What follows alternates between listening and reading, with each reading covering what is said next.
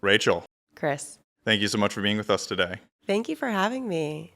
How did you get into running logistics at a university? So many questions in one. I feel like there's a lot of answers there. I actually am a graduate from Arcadia University with my master's from the class of 2015. That's where I found mentorship. That's where I was able to grow in my confidence. And I had the opportunity to come back and work in university advancement. And I jumped at that.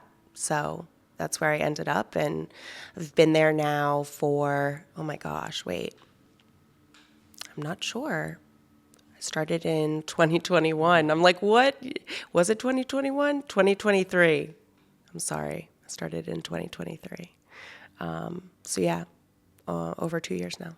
Tell me a little bit about the driver that sends some people to out-of-state university to, I got to leave the nest. I got to leave, from 20 minutes of where I grew up and go find something completely different to study there and then work another state there, and how you kind of found peace and you enjoyed kind of, hey, I studied here, I love this community, and I'm just going to start working here and I'm going to find my peace with that. Yeah. So interesting. I actually went to undergraduate school at the University of Rhode Island. So I grew up in Pennsylvania. I did end up fleeing the nest and loved my time there. The 4 years was amazing. I really made it, a great opportunity. And then after that, I realized I did not want to go into the working world. I was really comfortable in the school atmosphere and I wanted to continue my studies. Arcadia at the time had a program in international public relations. So undergrad, I studied communications and minored in PR, public relations. And then I really wanted to hyper-focus in, and I applied to Arcadia and ended up getting in, moved home with my parents, and, that was its own whole journey. But so I feel as though Arcadia became my home away from home. So when I came back to Pennsylvania after undergrad, it was really an experience for me to be able to create a new community around school, around something I loved so much. But I was totally different from when I was in undergrad. So my master's studies were, me being a graduate assistant as well, but working during the day and going to school at night, then commuting because I was in Yardley, commuting to Glenside, and it was just a great experience. But I see a lot of kids honestly come to Arcadia that are in state. We just had orientation recently, and I did a summer welcome day. So I went to lunch. I got to meet some of the incoming students. I love doing that. It's really fun. And all my entire table of young women were all from Pennsylvania. I was like, oh, someone said Dallas. And I was like, oh, Texas? Wow. She was like, no, Dallas, Pennsylvania. And I was like, oh, I'm sorry. Okay. It was just so interesting that they chose, it's a close-knit community on campus, and they probably feel safer going to a smaller institution than going to a larger school, I think, for their first experience. So it's just, it's comforting. Because I remember my dad and most people in his friend group were like, it's like, oh, well, I live in Pennsylvania. Ursinus is close, so I'm going to go to Ursinus, right? And then we kind of hit this, the late 90s, early 2000s, where it's like, oh, yeah, I know you're supposed to go to college in, Seattle. You're supposed to leave the state. So tell me a little bit about how you found the in-state students that go to Arcadia have kind of found a close-knit community just by staying kind of in the state. I love that connection of what you just said, too. I think that because Arcadia's campus is small, the community around it is small in Glenside. They also have access to Philadelphia. The train station's right there. They're really creating their own sort of worlds. Even if they're from Pennsylvania, it's a place they hadn't explored before. And the opportunities they then get from, domestically and internationally. Arcadia is known for study abroad. So I feel as though if they get their feet wet in the community here, they, gain their confidence, and then they're able to go abroad. They learn so much more. They come back, to Pennsylvania, and it's like their world opens up even further. So I love watching them grow from, freshman year to sophomore, junior, senior. It's just remarkable. I love it. Yeah. I'm such a big fan of college campuses that have like that, not the bubble, but they have that feeling of kind of security, and it's a tightly knit community that is integrated with a very large city and encourages its students to kind of engage it almost like sends you off a better platform when you have that kind of that close-knit, safe, secure community, but there's also an integration with those around you. I think so, and this may sound biased, right? Because I'm staff, but I truly think the faculty, staff, leadership, they're invested in the student experience, and they're invested in helping the students, and beyond that, many serve as mentors. I personally mentor students throughout a couple of programs. I just think that being able to be there through programming, through the research that they conduct in open study hours or office hours, and just being able to connect to the students and then having them necessarily transfer those skills when they are traveling, even locally, it's just really nice. I think that there's a lot of service learning. Arcadia just bought a couple of schools, and they're partnering with even the Step Up Academy. So they're doing experiential learning. They have the Arcadia University Pro Bono Clinic. The DTP students are getting their hands in these real life simulations. It's just, I just think it's a special institution, and it's this special community. It is almost like a bubble. I know that that sort of has its bad reputation of saying like, oh, we're in a bubble, but it's something that I think the students feel also capable of popping a little bit, like they are able to go beyond that. So I love the community. I mean, obviously I'm still involved in all aspects. If you work where you love, you never work a day in your life. So you graduated college in Rhode Island, and you said, I'm not sure I really want to join the workforce as in the traditional sense, but you are, full-time at Arcadia. So how does that feel like it's not working? Like how does working in the academic world feel like it's almost like not working for you? So I've come a long way, I think, in my career and chosen different paths. And now I've had my toes in nonprofit before. So I think that working for a common good or working for something that is supportive of someone in need, or just supporting education, which I think is so important. I love learning. So I think being able to also step out of my professional role and mentor students. And I say professional role just because it's not in my job requirements to take on mentorship of students. And so that to me just feels so natural and something I didn't have when I was at the University of Rhode Island. And really, like I said, found that at Arcadia. So I want to continue to provide that for others. And I'm working in communications. So, you communicate every day. I feel like I was raised to study communications ever since I was young. My dad would be like, can you stop talking? And I'm just always, I'm quick on my feet. I think that it remains fun. It's a creativity.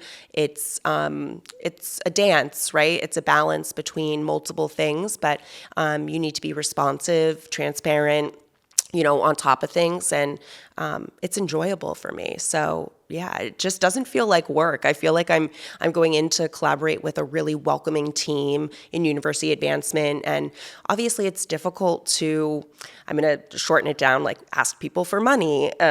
It's tough. It's uncomfortable, right? And especially in this environment, in this economy, it's tough. And I know I'm an alum. I've been asked for money. I do donate to Rhode Island, but primarily I donate to my alma mater of Arcadia, just because I see so much of where the money goes, of how far that goes.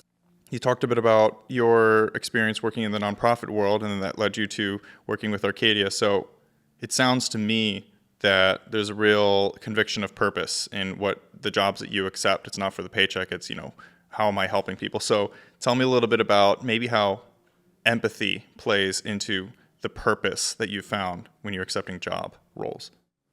I love that. I feel like, purpose drives everything. My purpose in life, I feel, is to love myself fully and then to spread love and light to other people. And I've finally gotten to a place where I can say I love myself, which is huge. I did not feel that way my entire life. And, I'm 34, I'm still young, but I still have quite a few years, but I'm so happy that those can be filled with love. And so I think really that drives empathy within you to be able to care for others when you come from such a place of, well, personally, of struggle, of not feeling like you fit in and all these things. And there's something about, volunteering your time and supporting others. And that's always been ingrained in me. And definitely, I think nonprofits, that culture is something that it reigns true throughout, and so it just makes you feel so much better to to participate in something that you know is also benefiting other people.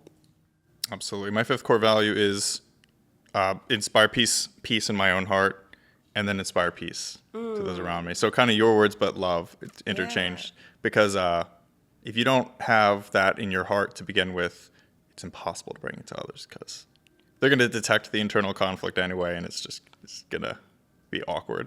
Yeah, no, definitely. I think that you can instantly tell if someone doesn't love themselves just by their actions. And instead of being hateful towards that person, you have to send them that love and light. Like, send them those blessings to get to the place where you may feel you are. And I don't think anyone's above or below someone necessarily in their healing journey or in their journey of life, but just something to consider, well, especially as, if you are a nonprofit, especially as so many people are tired, so many people are, we're not paid what we should, a lot of us, be paid. And so we do it because we do love what we do, and we do have love within ourselves to share.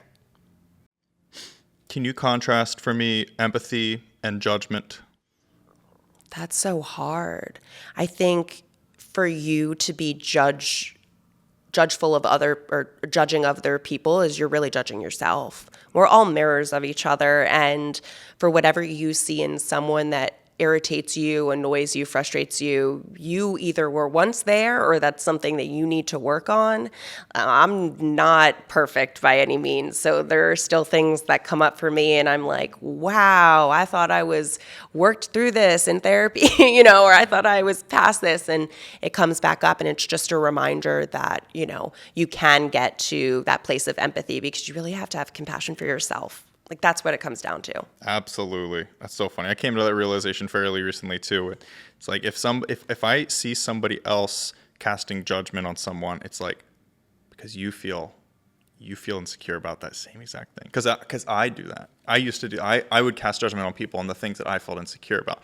If I didn't feel insecure, if I felt confident in a shortcoming, no judgment, only empathy.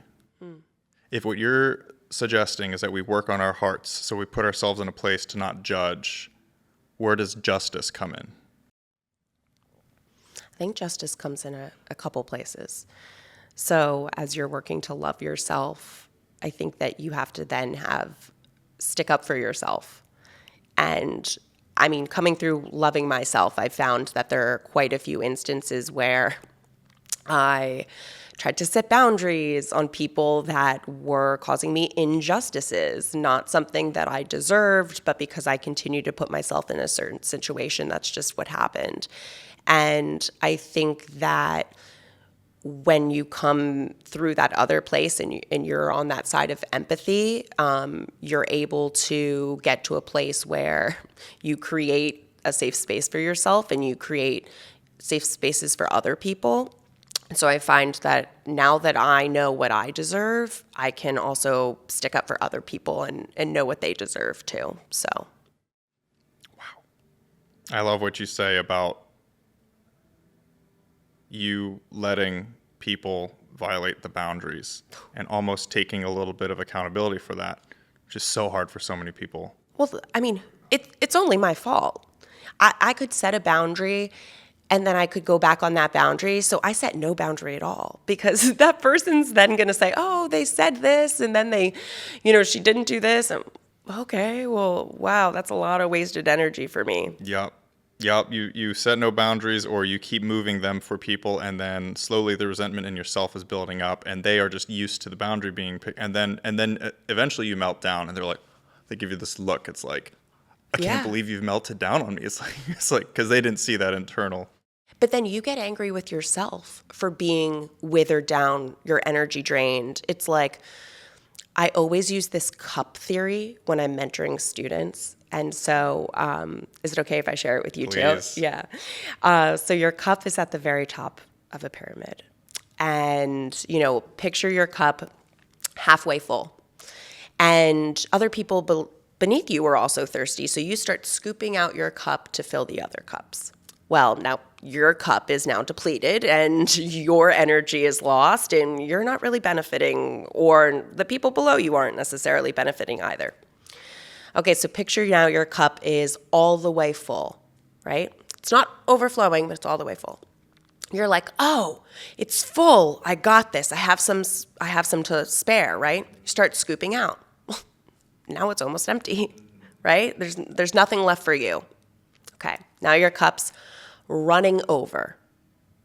You have everything to give to other people. It's effortless for you because it's just the abundance keeps coming. The self-love, the acceptance, the empathy, the compassion, it's all coming to you, and then you're able just to give that to others. But until then, you cannot scoop out of your own cup and deplete your own energy to give to other people because you will end up burnt out and empty. Yep. What an icky feeling. Yep. You don't want that. Yeah. No. You got to figure a place. You have to build a life for yourself that is an overflowing cup. That's regenerative. Yes. Yeah. I mean, working at Arcadia fills up my cup. Doing that work makes me feel fulfilled. I go home, I'm part of my community. I feel fulfilled. I go home to my dog. I have a loving, family. It's that to me, and I love myself. That to me is able then to have my cup at a level where it can be running over, but it's not always. So I do take breaks. I do schedule things for myself. Naps are awesome.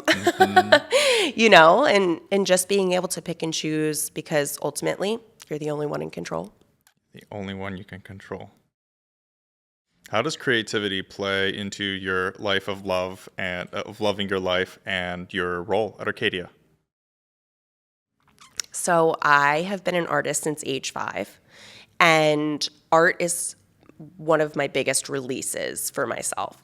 And so long day, I can come home, maybe I'll grab some paints or just some markers, I'll doodle around a little bit, I'll do some collaging. Lets me be at peace, right? Something that we all need some of. So that's really important for me to help balance my life. And I feel as though the creativity there, it helps me communicate and sort of bond with others as well. I've found artists within Doylestown where I live, and I'm actually going to a concert tonight at Nomad Skate Shop, so I'm just so excited. But yeah, meeting other like-minded people and things like that, I feel like is really important.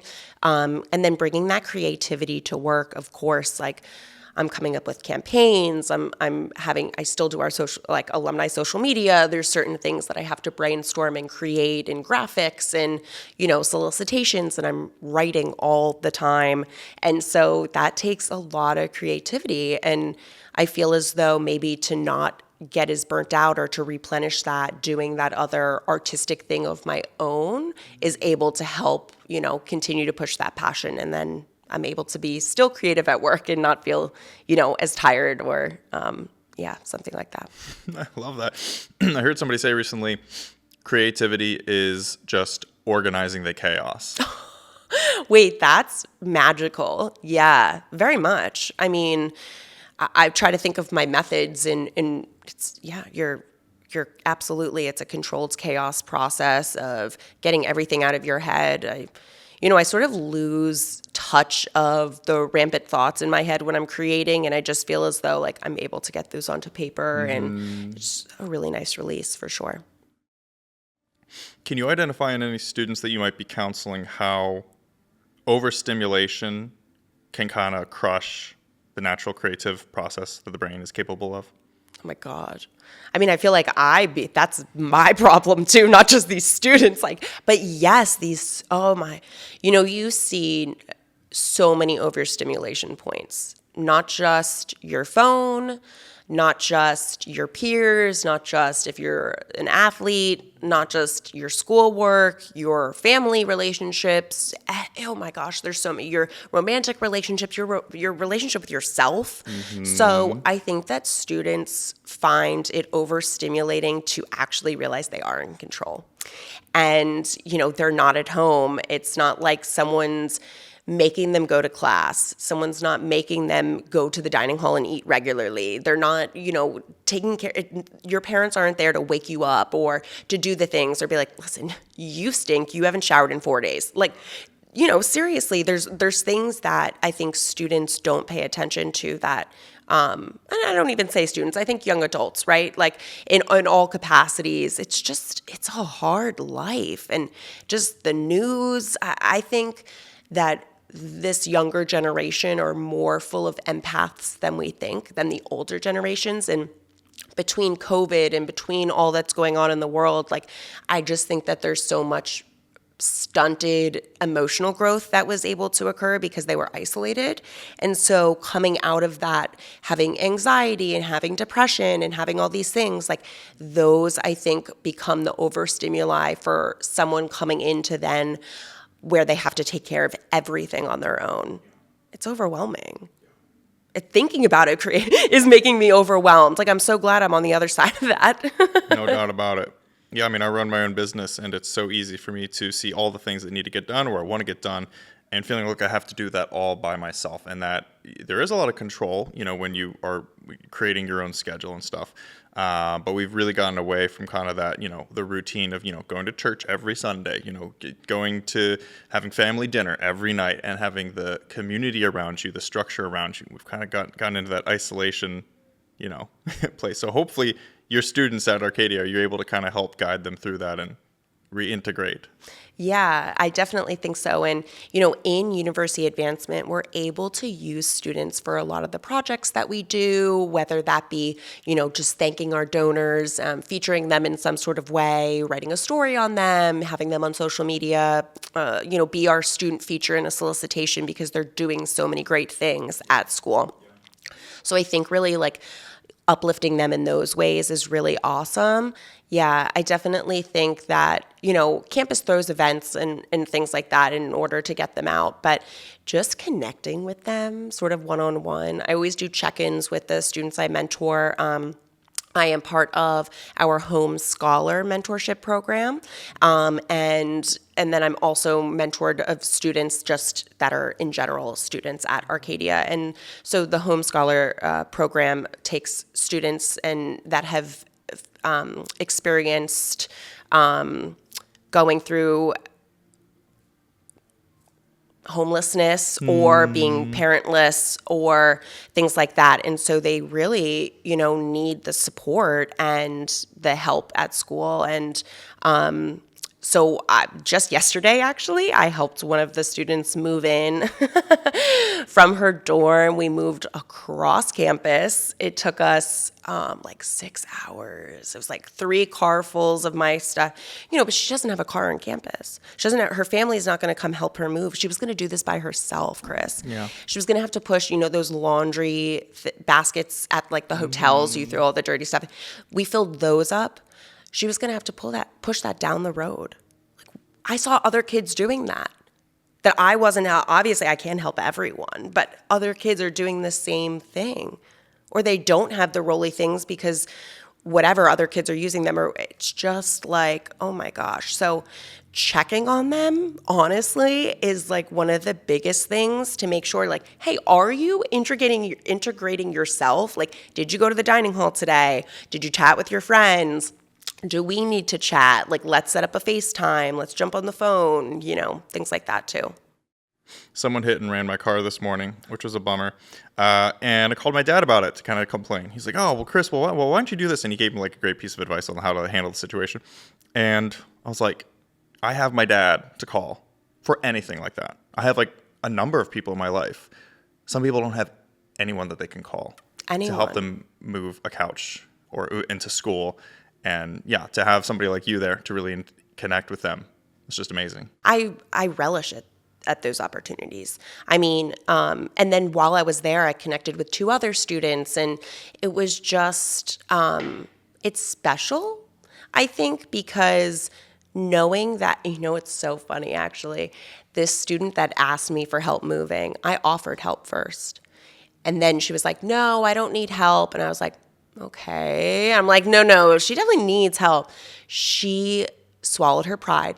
She texted me and she said, actually, Rachel, I do need help. And she told me yesterday that she went to delete that text like 5 times because adults in her life have shown her that they don't show up and they don't follow through. And she's like, you could have made other plans, or, I didn't know, I didn't. And I was like, oh, I'm so glad you asked. Clearly, I didn't make other plans. This was on my calendar. I was expecting to help you. You keep using this word that I'm going to address in a moment, but I was walking across the street yesterday and I was comparing these 2 words, collecting and connecting. So you work at a school and you mentor young people, so you're working with them face-to-face a lot, but you're also thinking about, the HVAC bill that Arcadia has to raise, and we need to raise these funds. So you're also thinking of students at a macro level. It's like, okay, we have 2,000 students this year. We need more next year or whatever. So how do you reconcile, overseeing a great number of students that you can't look every single one in the eye and help them all move? There isn't enough time, but also connecting with some of them individually?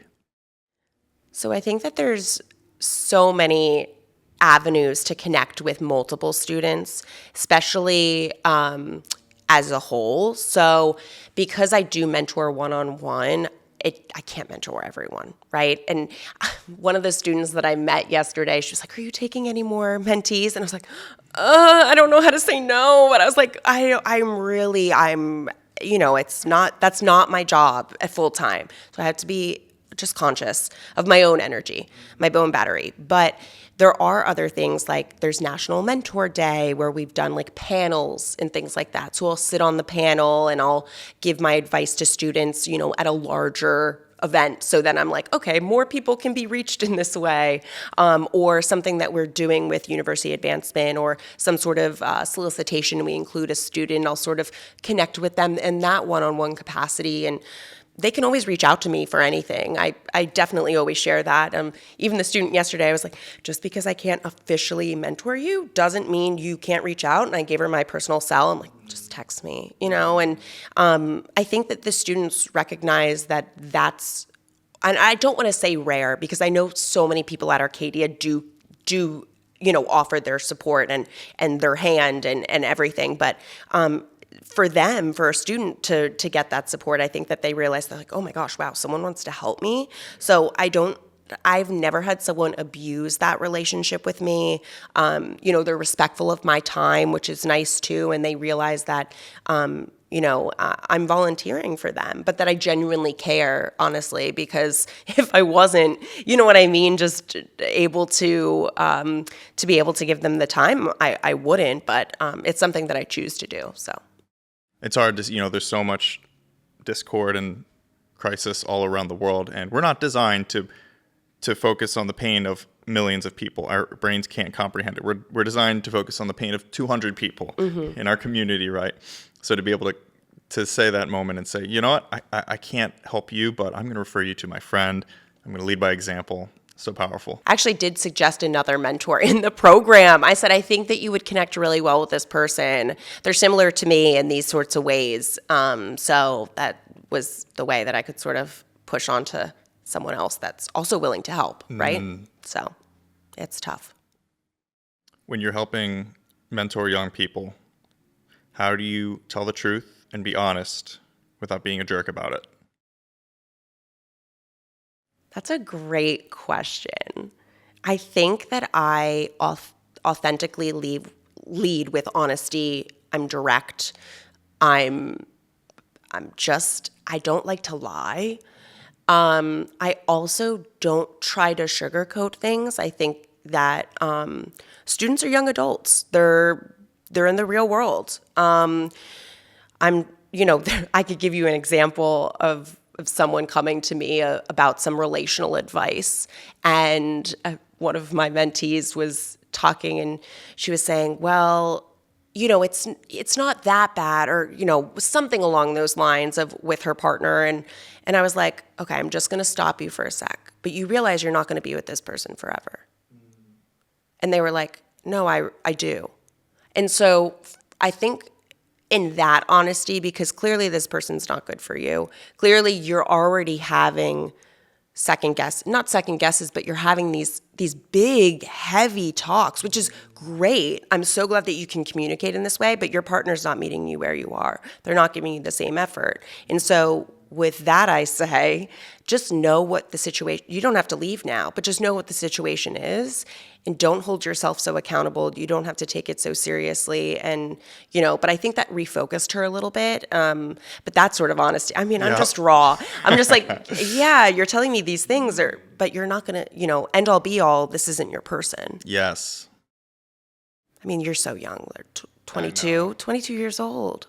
That's I'm not that much, we're not that much older, but it feels as though I have I definitely have more years of experience, but it's just. I was working on set with a 10-year-old and her mother. We were doing a music video last week, and the 10-year-old is like spitting words of wisdom to the mom. And the mom's like, yeah, I guess you're right. That's a riot. That's funny when the child outsmarts the parent. Yeah. I do that sometimes now. I'll tell my parents some things and they're just like, what? Like, they'll just like really look at me. They're like, that's out there. I'm like, you don't have to accept or believe the things I'm telling you, but these are my beliefs and this is how I live my life. And I'm just super upfront. I don't know. I feel like you have to be that way. There's some that truth. It goes with justice. It goes with, compassion to yourself. It goes with all of my core values are relatable. But I think, truthfully, that's everything. Anyone who's worked with a really good therapist will know that they won't tell you the truth. They will help you tell yourself the truth. They will say things that help lead you to come to conclusions on your own and work through things. A good therapist. But you're not a therapist for your mentees. You're their coach.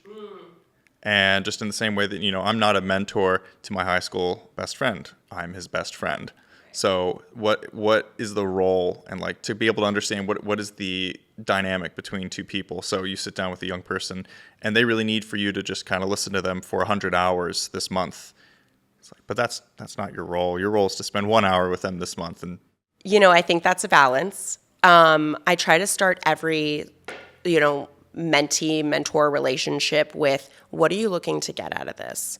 So some relationships that I have with a mentee, it's just around the fact I want to get my LinkedIn and my resume and like my cover letter down to a place where I'm comfortable. Great. So we have a couple interactions. That's awesome.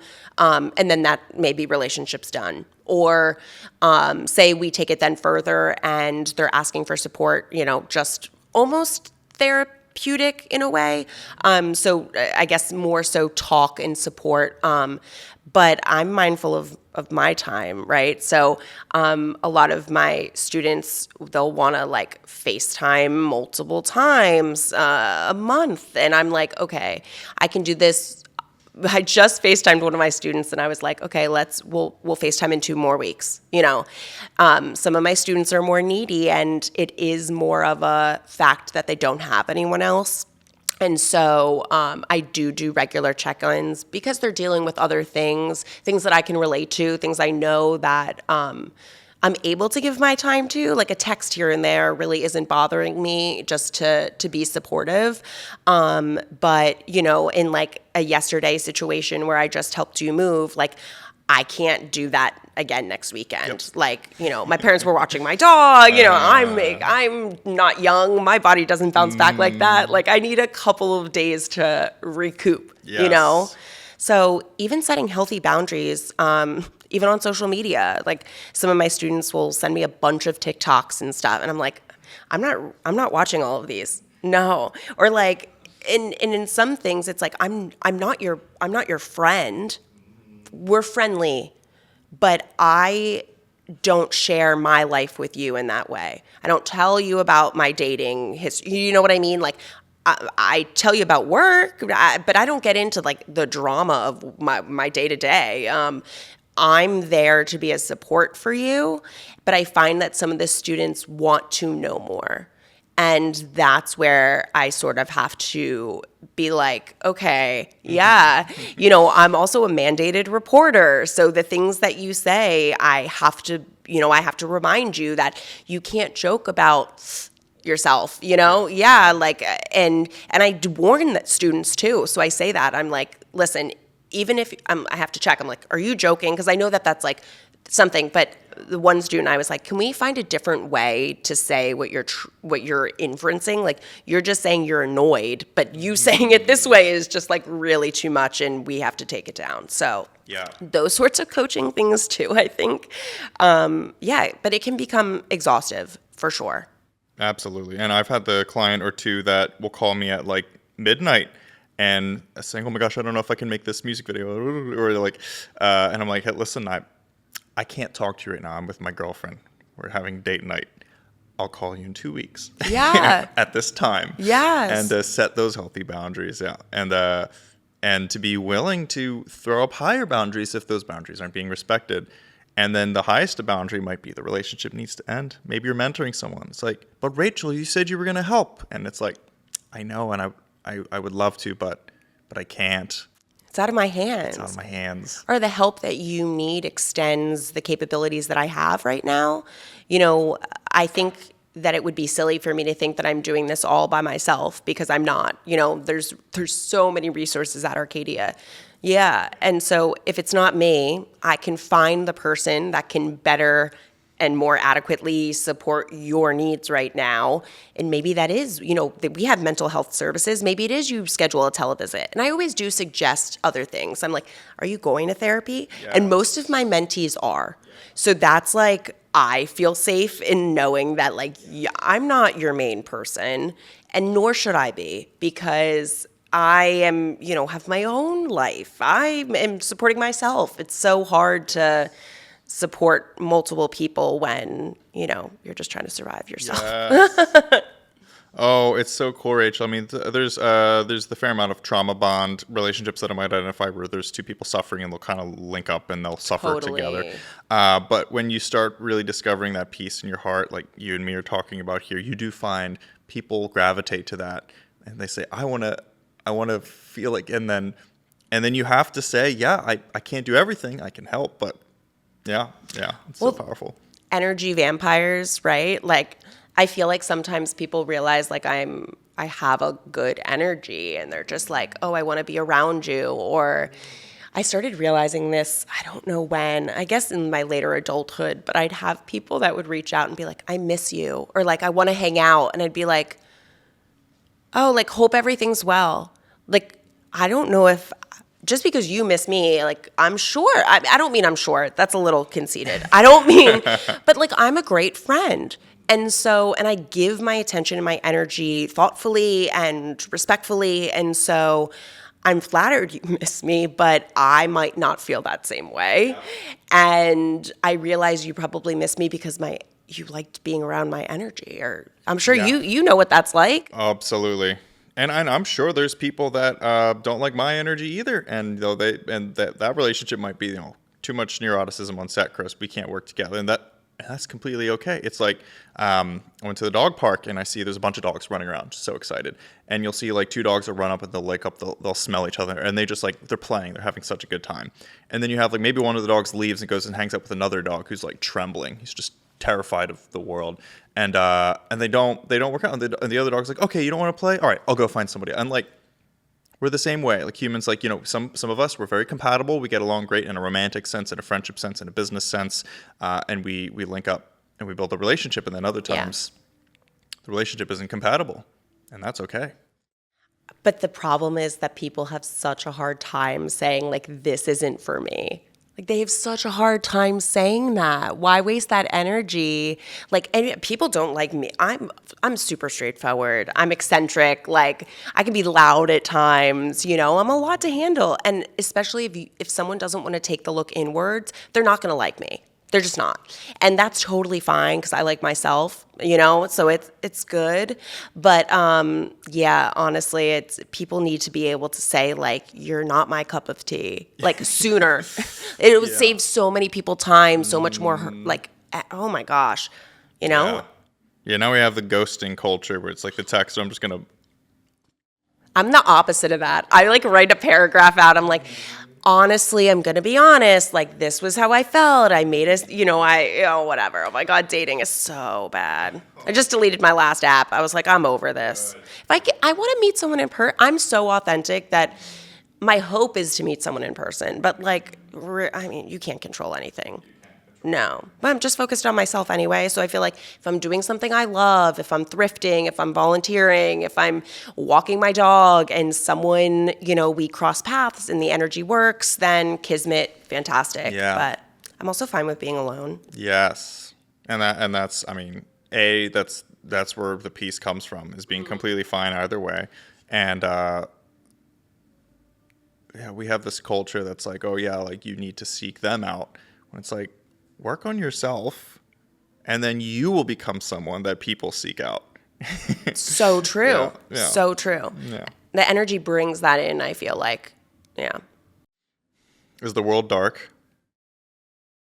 It is. I think overall, I say dark in a way they're not enlightened to their own, like, power of, like, turn your own freaking light on. You know what I mean? Like, you can light up so much other things around you.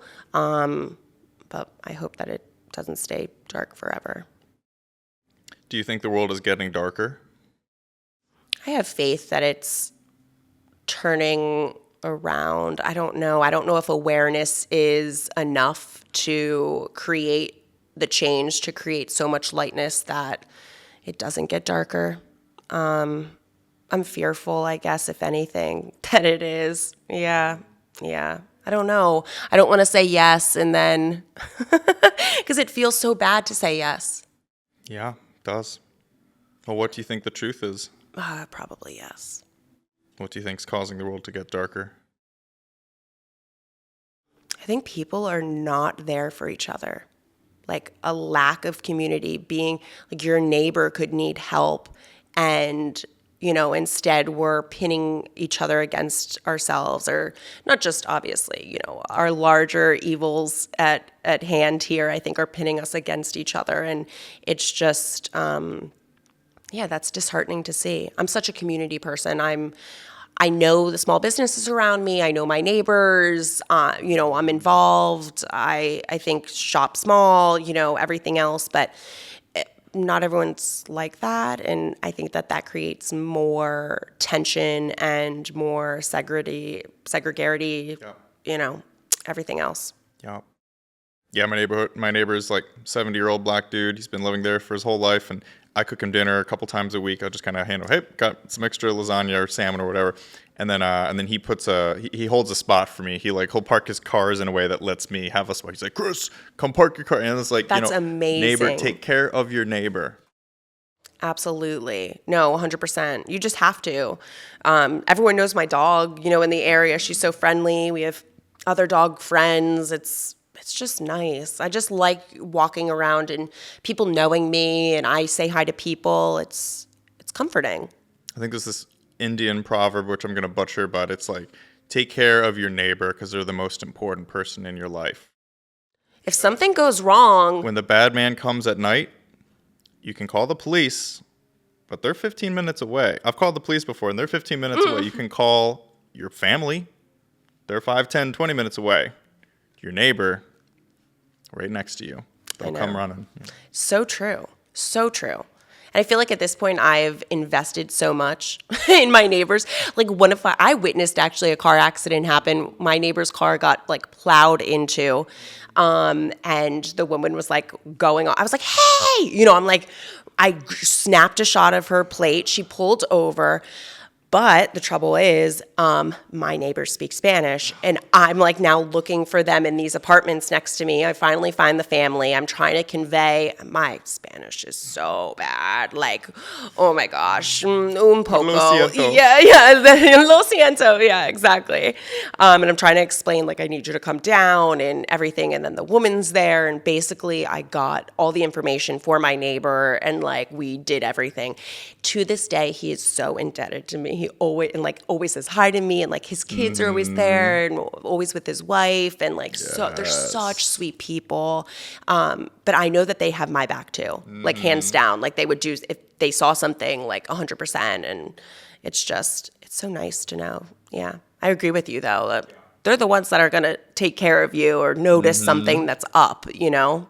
And you have to live with them. So if you put your trash out in a crappy way, they're also going to put their trash on so like it's like marriage. It's like you're stuck with them. Very much. Unlike, when we're interconnected, technology has connected us better than ever. You can text your homies from across the country, but like all it takes to end that relationship is like, there's nothing keeping that community, forcing that community to stay together, I do a lot of, with some of my friends that are across the country, I do a lot of like art swap mailings. So like I used to do it with my friend monthly, that she just recently had a baby. So, all that is just, we would send each other like gifts that we've made each other, or like themed packages. So we did one around Halloween last year, and I sent her some like spooky things I created, and she crochets.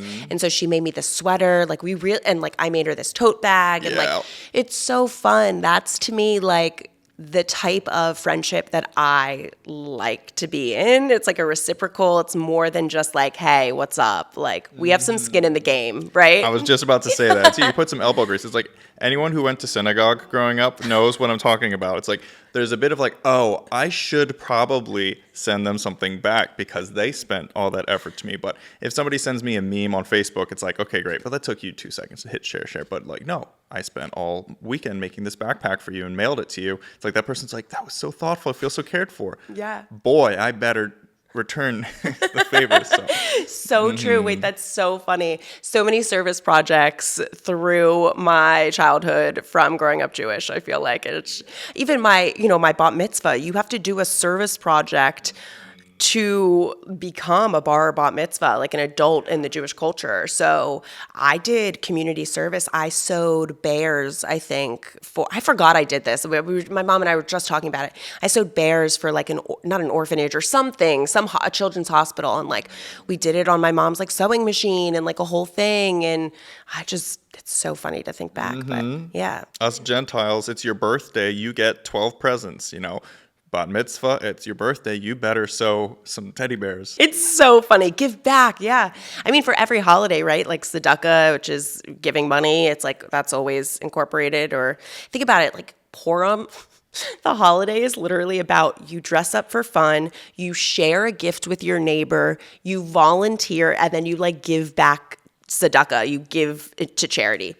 What holiday? That's like around supporting other people. Like it's so, I don't know. So I think so much of that growing up became ingrained in me. Like I remember I grew up in Yardley, the Delaware River. So like we did Delaware River cleanups, like with the synagogue, we'd all be out there. Like I just remember doing things from when I was young that I feel like made me realize when to give back now and to step up for my community now. Yeah.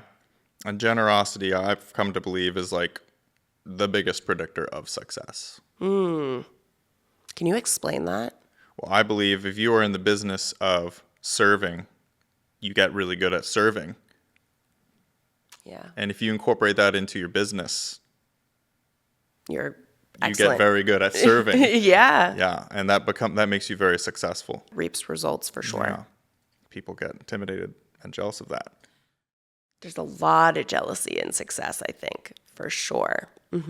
Especially if you're younger or, doing different things, and people, I don't know, look to that. And yeah, there's something about someone else being happy.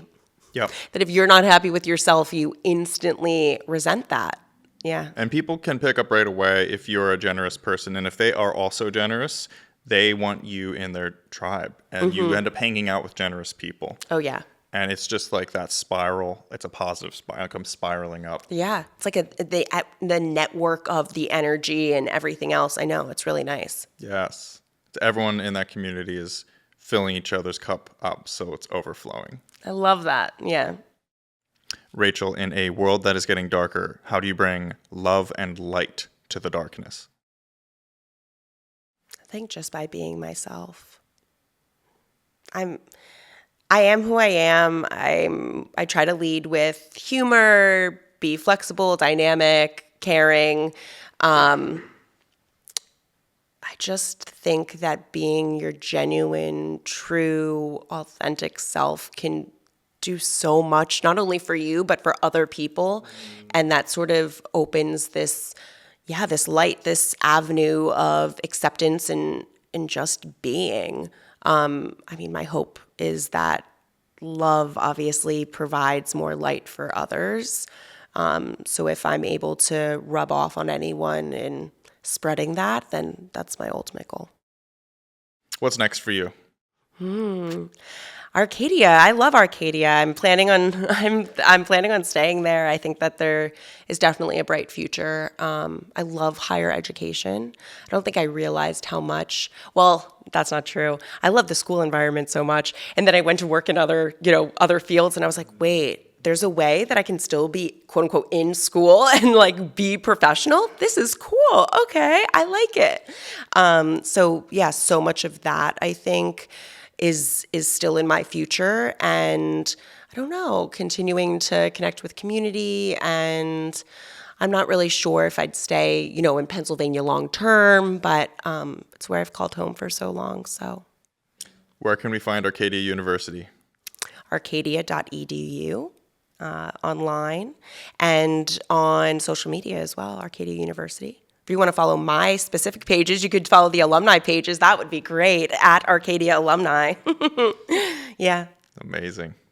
Rachel, thank you so much for coming. Oh, thank you so much, Chris. This has been so fun. I loved it.